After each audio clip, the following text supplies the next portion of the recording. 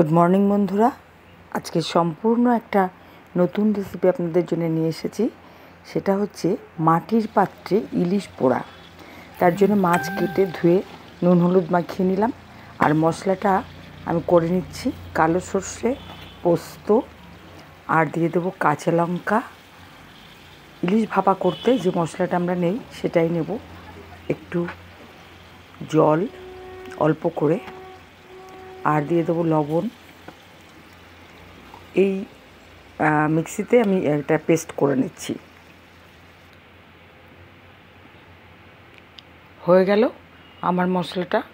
এবার আমি একটা মাটির, আমরা এটাকে সরা বলি, অনেকে তাওয়াও বলে, একটু ডিপ হয়, সেটা ভালো করে ধুয়ে, ভেতরে বালি বালি থাকে, ন্যাকড়া দিয়ে ঘষে ধুতে হবে কিন্তু, নাহলে সব রান্নায় বালি লাগবে, খেতে পারবেন না।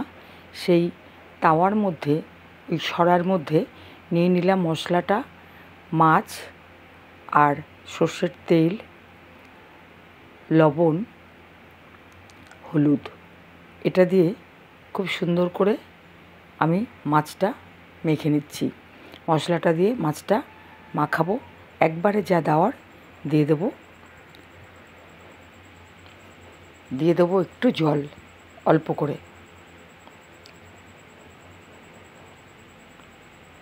ব্যাস, দেখুন কতটা পরিমাণ জল দিয়েছি। একটু গোটা কাঁচা লঙ্কা দিতে হতো, কিন্তু আমি ভুলে গেছি। মেয়ে এসছে হায়দ্রাবাদ থেকে, আনন্দে আমি অনেক কিছু এখন ভুলে যাচ্ছি। এমনিও বুড়ো হয়েছি, বয়স হচ্ছে তো, সব ভুলে যাচ্ছি। আচ্ছা, আমি এবার ঢেকে দিলাম, একটা ঢাকা দিয়ে গ্যাসে বসিয়ে দিলাম। গ্যাসটা কিন্তু প্রথমে একটু মিডিয়াম আঁচে রাখবেন, ফুল করলে হবে না, কারণ মাটির পাত্রে ফেটে যেতে পারে। এইবার আমি নোড়াটা দিয়ে ঢাকা দিয়ে দিলাম যাতে ভেপারটা না বেরোয়। আমি এবার একটু উল্টে দেবো। মাছটা হয়ে এসেছে, এক পিঠ আর এক পিঠ করার দরকার আছে, তাই একটু উল্টে দেবো। আর দেখেও নেব এটা কতটা পরিমাণ জল আছে, কারণ এই রেসিপিটা হচ্ছে ইলিশ পোড়া। সেই জন্যে এটা আমি মাটির পাত্রে দিয়েছি, কারণ মাটির পাত্রে এটা দারুণ একটা গন্ধ হয়, খুব সুন্দর একটা গন্ধ হয়, আর ঝোলটা কমে যায়, নিচে একটু মাছটা ধরে যায়, মানে পোড়া লেগে যায় অল্প অল্প, একটা স্মোকি গন্ধ হয়, অসাধারণ একটা স্বাদ হয়। যেমন চিকেন, আমরা স্মোকি চিকেন রেস্টুরেন্টে অনেকেই খেয়ে থাকি, তা সেই রকম এখানে একটা স্মোকি ইলিশ। তা দেখুন আমার মাছটা প্রায় হয়ে এসেছে।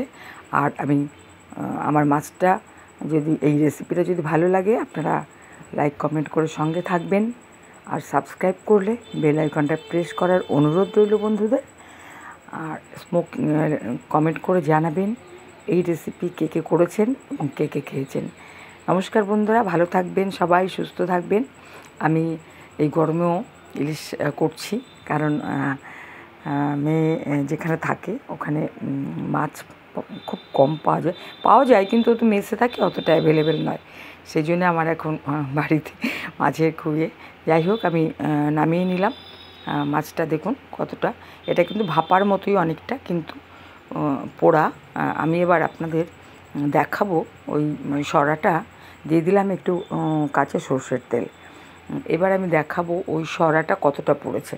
দেখুন ভেতরটা কতটা পুড়েছে, খুব বেশি পুড়বে না, কিন্তু পোড়াটা কিন্তু অল্প পুড়বে, কিন্তু একটু পোড়া পোড়া নিচে কিন্তু হবে, যে তাহলে কিন্তু স্মোকি স্মেলটা আপনারা পাবেন। ঠিক আছে, তাই স্মোকি স্মেলের আজকে ইলিশ পোড়া। দেখুন মাটির পাত্রটা আমি কেমন নিয়েছিলাম, এই যে মাটির হাঁড়িতেও কিন্তু হবে, করতে পারেন বন্ধুরা। ঠিক আছে, নমস্কার।